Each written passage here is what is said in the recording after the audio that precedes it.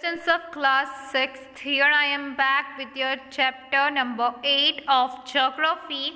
हम अपनी इंडिया के बारे में पढ़ रहे थे. आज का हमारा मेन टॉपिक है climate of India. So let's begin in pair. Carefully read the conversation among 4 friends and discuss the underlined terms. यहाँ पे आपको दिख रहा है 4 फ्रेंड्स बात कर रहे हैं. आपको अंडरलाइन करना है जो रिलेटेड है क्लाइमेट से. It is a very warm day. Sachin said, I think it is just the weather that is so unbearable. Rohan said, it can be the Earth's changing climate that has made the day or so warm. Fourth one said, Geeta जो है, I think it is because of global warming. यहाँ पे शिल्पा बोलती है कि आज का दिन बहुत गर्म है. सचिन बोलता है हो सकता है आज का वेदर बहुत ज़्यादा अनबियरेबल हो, यानी टॉलरेट नहीं कर पाए. रोहन कहता है कि ये हो सकता है क्लाइमेट चेंज के कारण हो रहा है, क्योंकि आजकल दिन ज़्यादा ही गर्म होते जा रहे हैं, मतलब गर्मी ज़्यादा ही होती जा रही है आजकल.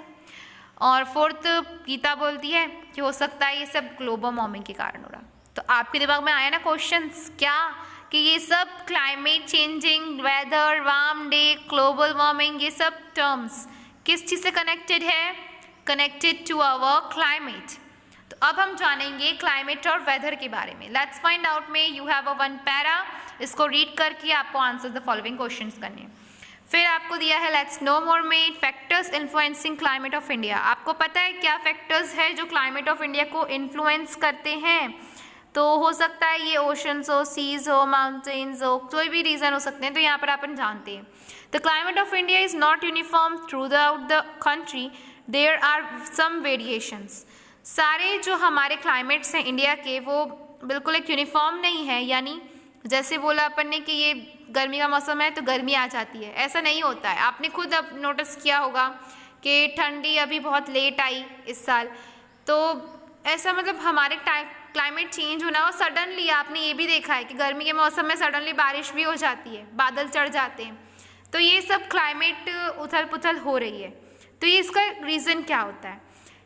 This is because the climate of a place is determined by the several factors.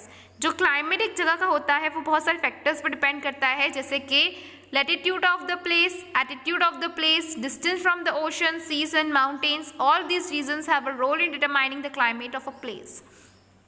Latitude क्या है? Altitude यानी longitude क्या है? Place मतलब बहुत ज़्यादा ऊंचाई पे है, बहुत ज़्यादा नीचे साइड है, बहुत ज़्यादा क्लोज है किसी ओशन, सीज या माउंटेन से. इन सब चीज़ों पे डिपेंड करता है. आल्टीट्यूड क्या होता है? Have you ever been to a hill station during summer vacations? What kind of weather did you experience there? क्या आप कभी अपनी समर वेकेशन में हिल स्टेशन गए हो? क्या आपको वहाँ पे कैसा एक्सपीरियंस होता है, क्या क्लाइमेट दिखता है आपको? You must have noticed that the hill station remain cool every during the summer. आपने ये नोटिस किया है कि जो समर रहे, गर्मी रहे, विंटर रहे, जो भी रहे, लेकिन जो हिल्स एरिया है वो हमेशा ठंडे ही रहते हैं. This is because of the high altitude of those places from the sea level. क्यों? क्योंकि अब ये जो सी लेवल है इससे ये क्या है, ऊंचा स्तर है. पहाड़ों पर हिल स्टेशन होता है ना, पहाड़ मतलब हिल स्टेशन है, तो वहाँ पर आपको हिली स्टेशन में ऊपर साइड जो अपने एटमॉस्फेयर में जाते जाते हैं वैसे कोल्ड होते जाता है. सी लेवल से हम ऊपर उठते जाते हैं.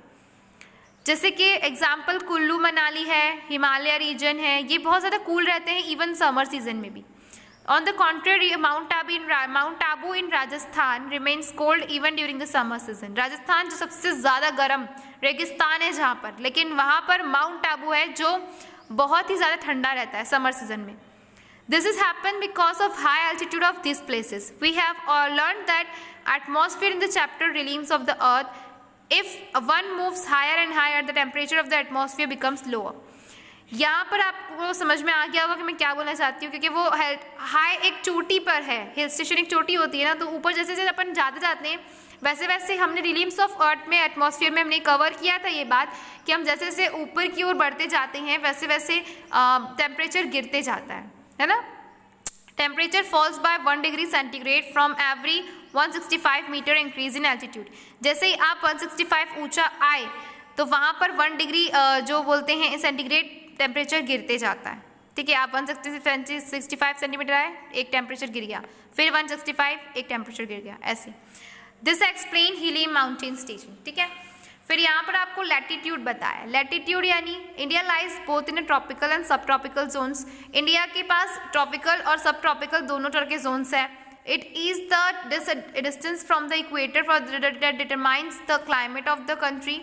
सो what do you think we be India's climate? Will it be too extreme? It has moderate climate, neither too hot nor too cold, but this condition is not uniform throughout the country.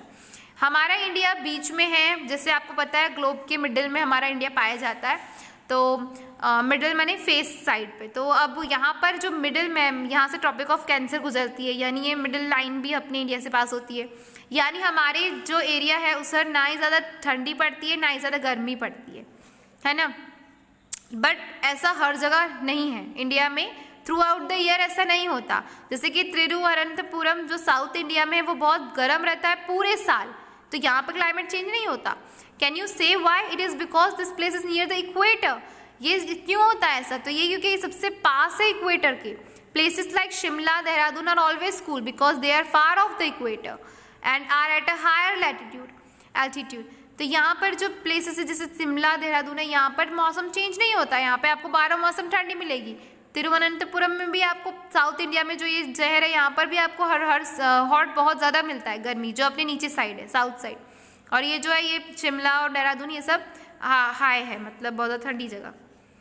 Can understand the distance of a place from the equator place and, और ये equator के पास है और दूर है। देखो जो equator के पास है वो ज़्यादा गर्म है और जो दूर है वो ठंडा है। तो यही चीज़ हमें बताता है। डिस्टेंस फ्रॉम द सी, अब ये सी पर कैसे निर्भर करता है? If a certain place is located near और सी और a large water body, climate is influenced by the same. The climate of a such place is found to be moderate. For example the climate of Mumbai and the climate of Panaji, it is because wind blow from the sea level towards the land, it carries the moisture from the sea level। यहाँ पर जो बता रहा है सी के कैसे करता है, जैसे सी के पास कोई शहर है तो वहाँ पर आपको उसकी बहुत ठंडी वेव्स आती है सी की। अगर आप किसी गए होंगे कि समुद्र किनारे तो आपने उसको फील किया होगा। और जो शहर वो समुद्र के किनारे बसा होता है वो बहुत ही ज़्यादा एक अलग ही वहाँ का सुकून रहता है ना। तो ये चीज़ यहाँ पे बता रहा है। तो सी भी इसमें भागीदार है क्लाइमेट के अंदर। अब द अदर प्लेसेस में experience what does we find that cool breeze blows in near places near the large water bodies like seas and ocean. The other places में एक्सपीरियंस हॉट विंड्स। तो यहाँ पर हवा ठंडी चलेगी, लेकिन जो दूर है सी के वहाँ पर गर्म हवा चलेगी। पोजीशन ऑफ माउंटेन्स, माउंटेन की पोजीशन कैसे अफेक्ट करती है? देखो ये तो सिंपल सी बात है। माउंटेन एक ऐसी चीज़ है कि अगर वो खड़ा हो जाए तो सामने, तो उस जो लोकेलिटी उसके पीछे साइड है वहाँ पर ना ठंडी ज़्यादा होगी ना बारिश ज़्यादा होगी, कि वो एक चट्टान है बहुत बड़ी सी। तो ऐसे ही क्लाइमेट क्या होता है, एक माउंटेन फेस करके खड़ा हो जाता है, विंड की उनकी हवा को रोक लेता है। तो ये एक लीवर्ड माउंटेन की साइड्स हो गई, मतलब अगर करेक्ट जगह पे माउंटेन है तो यहाँ पर सही आपको वहाँ पर रहने के लिए सही जगह मिल जाएगी। The cool winds that come towards the land area are known as sea breeze. The wind that blows from land to sea is called land bridge.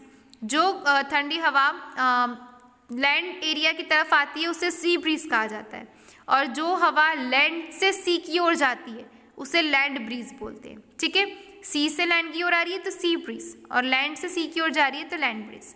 जैसे कि एग्जांपल है पुणे में जो लिवाट साइड है वेस्टर्न घाट्स में, वो उसमें कम बारिश होती है, और मुंबई जो कि वेस्टर्न घाट है उसमें बहुत ज़्यादा रेनफॉल होता है।